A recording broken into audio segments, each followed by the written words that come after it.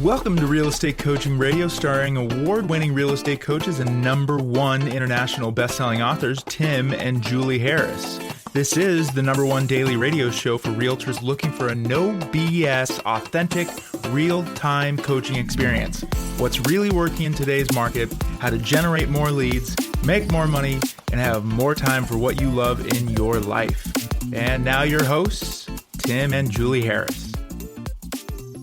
3, 2, 1, and we're back, and we're picking up where we left off yesterday. We are creating your social media master plan, and I want to summarize what we talked about yesterday on the podcast first. Now, remember, Julie and I were describing what we feel to be the best use of social media, and the best use of social media as a supplement to your proactive lead generation. It's not a replacement to your proactive lead generation. And if you're listening to us for the first time, by the way, Julie is taking the day off because she has to catch up on the creation of some other content from our Premier Coaching members. So if you are listening for the first time, do go back and listen to our past podcasts. We have literally thousands of shows available on iTunes and every place else you can possibly imagine. And this is the #1 listened to daily podcast for real estate professionals in at least the United States. So what is social media and what isn't social media? Social media isn't and never will be, and really was never intended to be, a replacement for real communication. At the end of the day, the most effective salespeople or business professionals of any variety will be the ones that have a online marketing strategy, including obviously social media. But it's really predicated on their offline, their direct proactive lead generation techniques. And if you don't do the direct proactive lead generation techniques, the online marketing really will be mostly a waste of time. And it's as simple as this. You imagine if you are selling I don't know, anything, right? Cat toys, let's say. And you've got this great cat toy website. You've got this great cat toy social media campaign. You've got the kitschiest, best cat toy ever, and everyone loves your cat toy, except when they actually go and try to buy said cat toy, the experience is a total disconnect. And in other words, they go to the website, they try to call somebody, they try to have an experience beyond just looking at your ads, and then they discover that there's not anything there. That's what happens to a lot of folks who overinvest in social media, thinking that somehow the clouds are going to part, the sun's going to shine, and all of a sudden magically and mystically they're going to be able to do a lot of real estate transactions or sell cat toys. The most important aspect of the experience is going to be the offline experience when you're speaking directly with people. And you guys all intuitively know this too. And yet, many agents get into this business and they don't actually practice what they intuitively know. Think of it this way. What is Zappos known for? You guys are going to say shoes, and you'd be right. And also selling fashion stuff, and you'd also be right. But what they're really known for is superior customer service. So that when you call somebody up, the experience is going to be something of a very personal, really they get to know you. They ask you questions. They might suggest other products to you. And Zappos was famous for not having any sort of timed customer service calls. It was supposed to be a relationship building experience. And at the end of the day, they were following scripts. They were following procedures. They were following, policies. But it was done in such a way that the folks really became not just bonded to the product that they were buying from Zappos, but Zappos as a brand itself. And that's an interesting analogy because Zappos is definitely an online store, and yet they've got a superior offline experience. Now, I want you to take that in consideration. How does it directly correlate to your real estate business?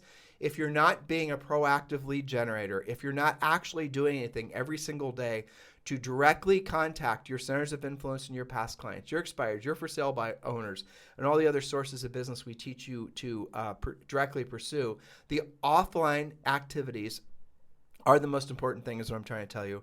But if you do not do the offline proactive lead generation, the online activities will fall very much short. So I hope you're understanding that. It's what you do in the proactive arena versus that's going to really, at the end of the day, determine your long-term success versus what you're doing in the passive arena, which is social media, which is online marketing, which is paid ads, and all those other experiences. And I can give you example after example of people who have done incredible jobs online, incredible jobs with their marketing and their advertising, their branding and their websites and all the rest of it. But their actual sales, frankly, their experience, their actual sales skills, knowing how to pre-qualify people, knowing how to present, fell short. In other words, they put the cart before the horse. And that's where you got to really be careful. So you might be able to basically have a lot of leads come your way, but if you don't know how to sift and sort those, if you don't know the questions to ask, if you don't know how to sell them, then why are you doing it in the first place? So be very, very careful that you aren't seduced into doing things in the wrong way. Now, here's the real interesting aspect of doing this in the right order.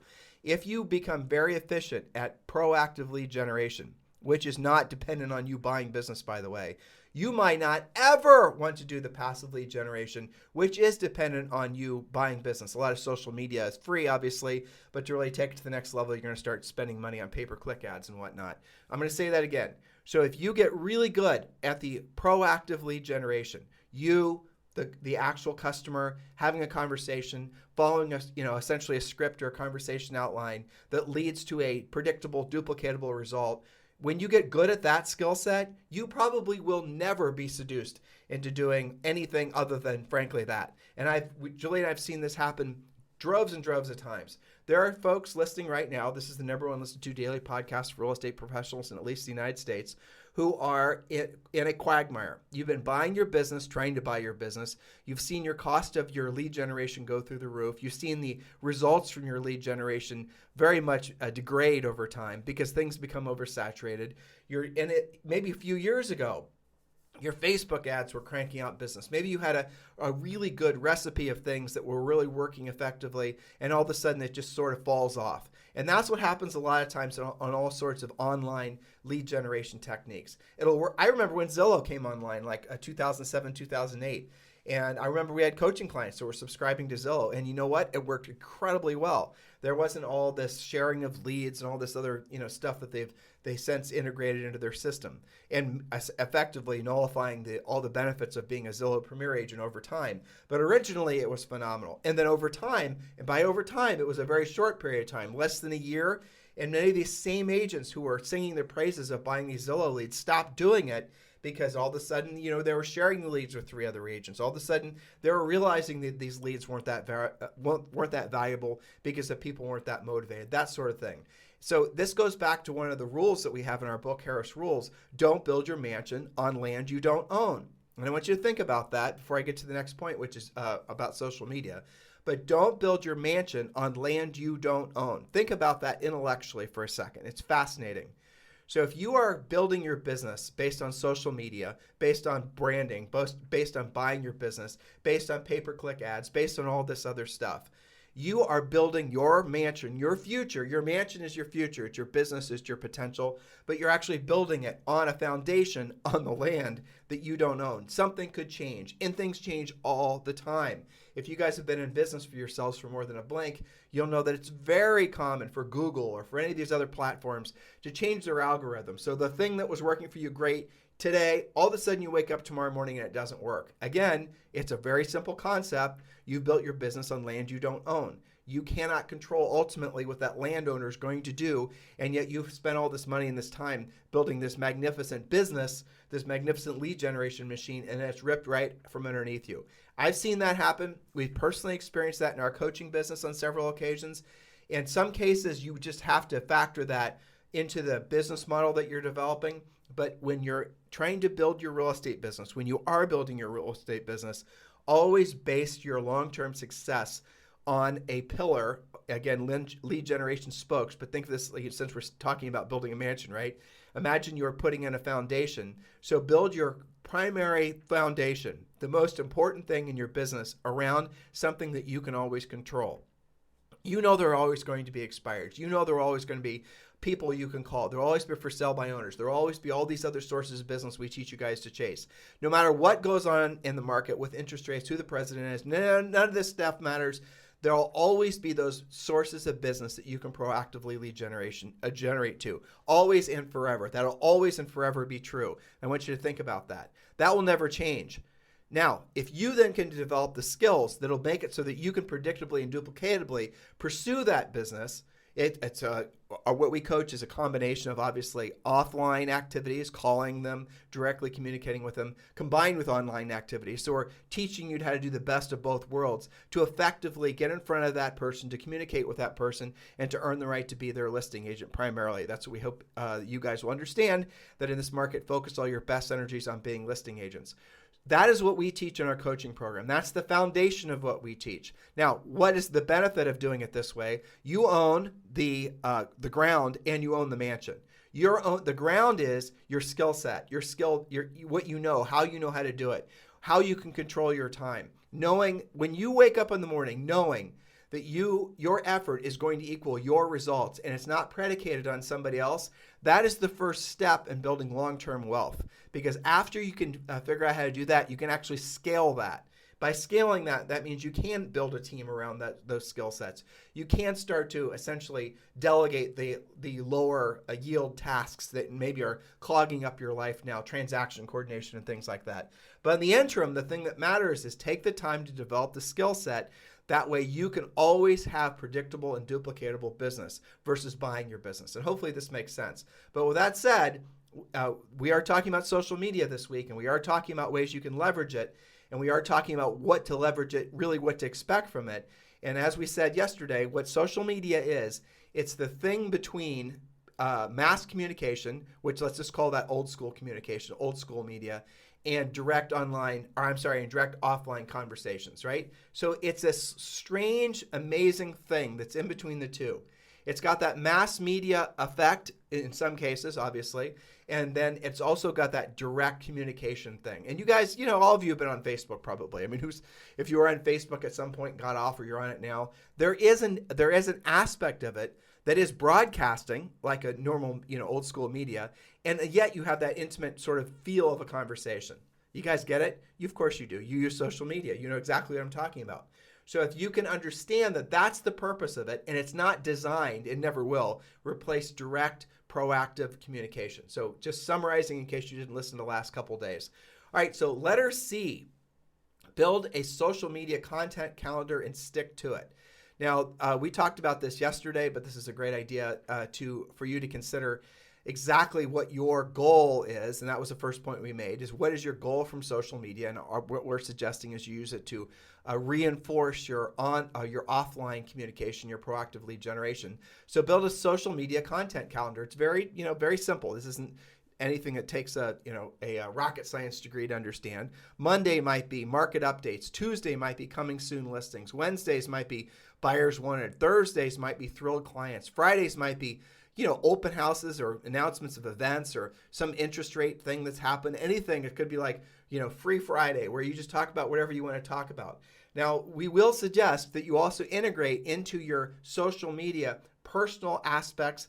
And again, these are the things that you maybe wouldn't think that other people would be interested in. You'll be shocked how many people are interested in your silly cat video, how you're working, doing a CMA, and how there's some, cat that won't get off your desk. People love that stuff, and it makes you more human. It takes the edge off. And you like looking at it as well. And that's what you remember. It's kind of funny, too. It's Maya Angelou said this, right? They'll long forget about what you told them. They'll always remember how you made them feel.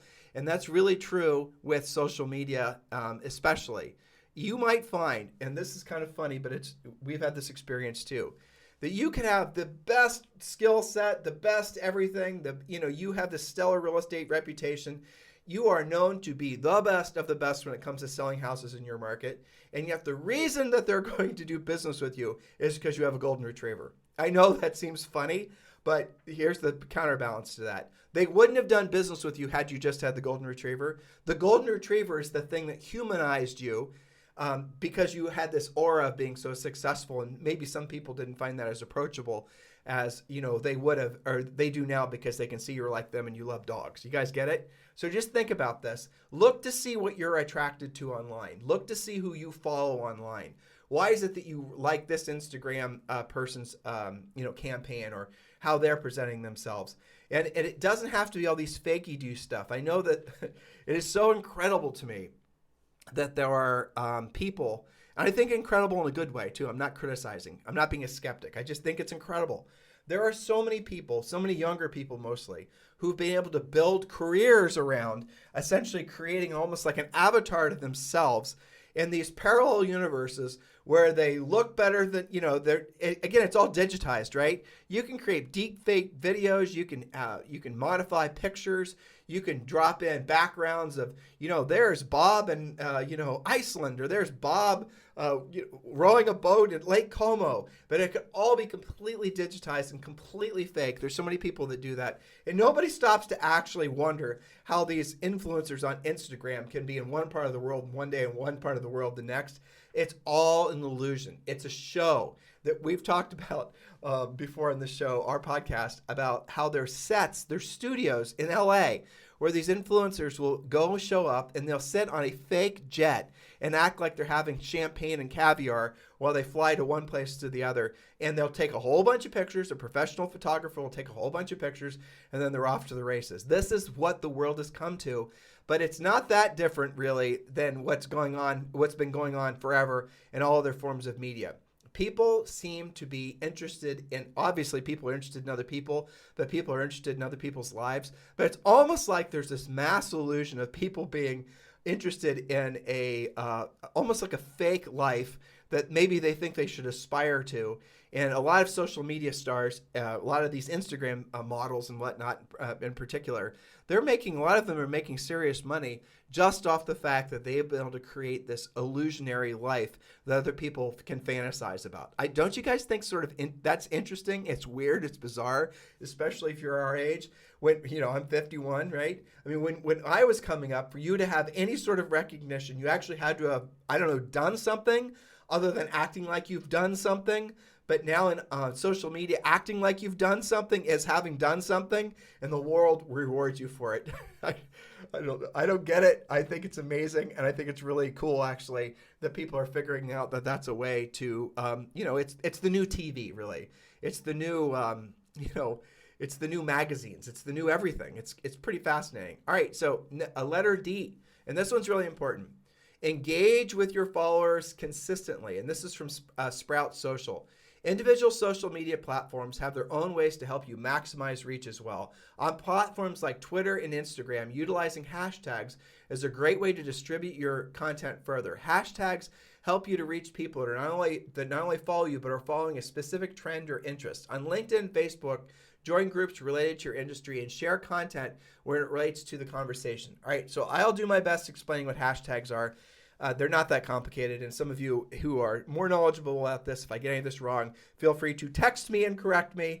It's 512-758-0206, 512-758-0206. All right, so hashtags. Let's talk about that as it relates to Instagram, because Instagram, we have a person that works with us that does our social media, but on Instagram in particular, I do some of it as well, because frankly, it's so easy. So what happens is you'll put up a picture. Let's say it's of the new listing you have. And let's say the new listing is in a specific neighborhood that, is known for great schools or just, whatever. So, in that particular community, there might be people that are interested in the actual Oakhurst neighborhood, let's call it, and the Oakhurst school system. And maybe there's a great Oakhurst conservatory, and there's an Oakhurst this and Oakhurst that. So what happens is when you put up that picture on Instagram, and this also works on other socials too, but Instagram in particular, for the sake of example, you will then put up this great picture of this new listing in the Oakhurst subdivision, and then you're going to want to hashtag it. You're going to put in a great description, proud to represent the owners in this new beautiful, and whatever the description is. Shorter descriptions are better. People don't read long form.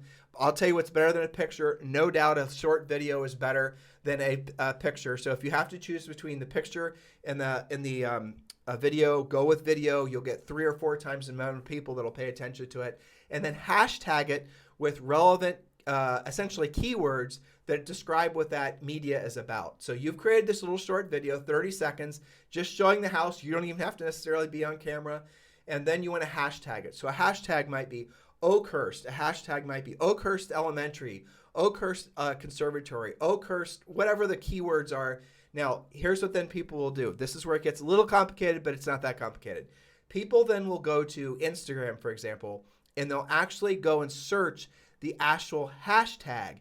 So they'll go and they'll put in the word Oakhurst, let's say. And then what's going to come up when, and you should test this as well. What's going to then come up is they're going to see the first thing will come up as the results will be hashtag Oakhurst. Then they're going to click on that. And then when they click on that, they're going to see all the other people that tagged their Oakhurst related content. So it shows up on this conglomerate sort of Oakhurst feed of all the other people that have created content.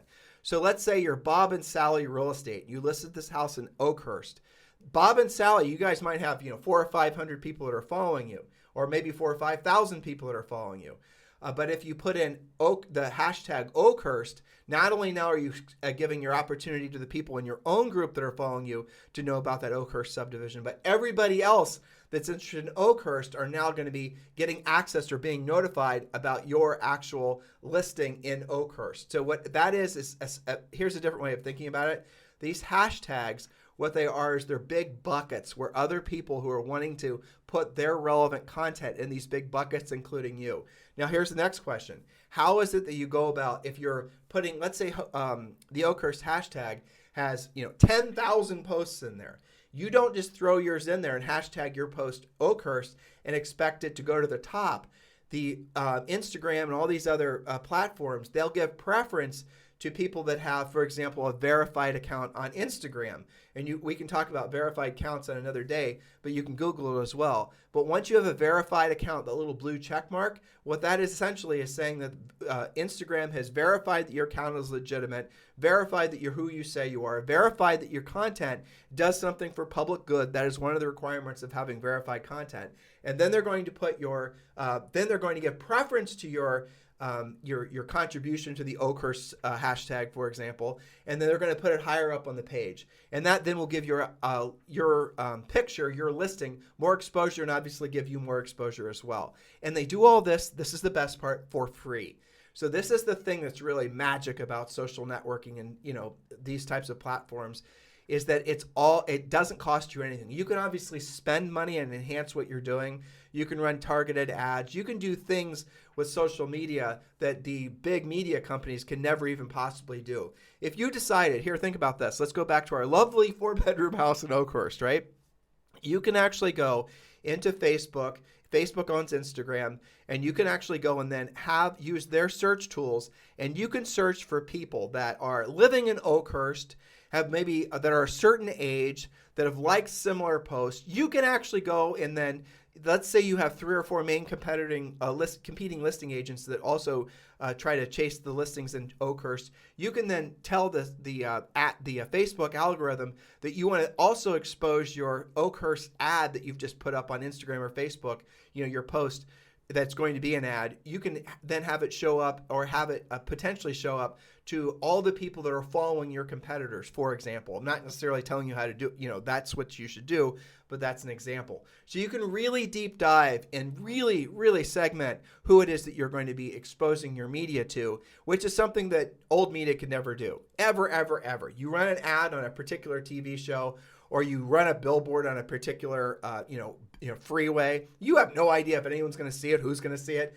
It's just basically like throwing it against the wall. With social media, you can be so targeted and so effective that it's absolutely off the charts. But let me warn you, it is a rabbit hole of all rabbit holes, because it's detailed, analytical, so specific and particular, and so many little nuanced approaches that if you don't take correctly, you lose your effectiveness by tenfold. Going back to my original point, that you don't have to do any of this if you get really good at the proactive lead generation. The really good proactive lead generation for 99% of you is going to do everything you possibly want to have, create everything you can possibly want to create with your real estate business, or really any business. And the social media is just supposed to enhance it.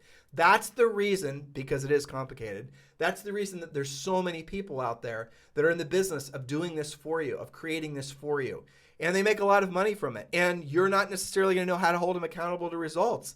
You see what happens? This is the real fallacy in any kind of media. Now, social media is slightly different, because you can actually say, I want to target people in Oakhurst. I want to target people that are thinking about selling in the next 6 months in Oakhurst. In some cases, you can actually drill down on that. And then you can actually say, well, I can see that this money spent resulted in this particular lead, which resulted in this particular listing. But to know how to do all of that really is a tremendous amount of work, which is the reason why most agents will then spend money on it. And are you spending money with somebody who actually knows how to do it? How much money do you have to spend? How long are you going to have to do it? How much should it cost for you to da-da-da-da? You guys see how this opens up Pandora's box? So for most of you, and this is going to be my final point for today, for most of you, you will actually be better off, just focusing all your best energies on being a really effective proactive lead generator. And if you wish to, at some point, enhance your offline proactive direct approach to generating business with the offline or with the online lead generation, like what I was just describing, go for it. But it's going to be something that you should not lead with. Don't do it first. A lot of agents get into the business. All agents get into the business doing things out of order. Julie and I and maybe one other person are the only people in the industry who are saying learn how to be a proactive lead generator first. And then if you want to supplement with all this other stuff, you can. And the problem is if you don't do it in that order, as to my example earlier, even if you get the lead, you're not necessarily going to have the sales skills to actually close the business. And that's assuming you get the lead in the first place. And unless you're coming from a deep background and knowing how to do all this stuff, make it secondary, third, cursory. Make it maybe that you never do it, but at least understand what its purpose is. And I'll summarize with what I summarized with yesterday. Is if you have to focus on, you should have some social media profiles set up. A profile is nothing other than your information that appears when somebody searches. So like somebody searches Facebook, you're there. So set up a Facebook business page. You can occasionally put up postings on there. You don't have to worry about it. It's not designed, a basic profile type listing is not designed to create business for you. It's designed for you to be found. So if someone goes to Google and they do a search, your Google business page will appear. Your Instagram business page will appear. Your LinkedIn business profile will appear. Those are the three basic ones, but realistically there's 5 that you should have a basic profile on. And after that, go back to learning how to be a powerful proactive lead generator. That is the recipe. That is the formula for you to have a sustainable business. Otherwise, if you do it out of order, you're going to most of you, you're going to spend money endlessly and needlessly, not really knowing how to hold any of it accountable. And you're going to wake up one day and you're going to say, why am I not getting more business from social? And then you're going to realize, well, maybe I should have learned how to be a really effective proactive lead generator in the first place. And then maybe I would have never had to spend any money or wanted to spend any money on the passive stuff.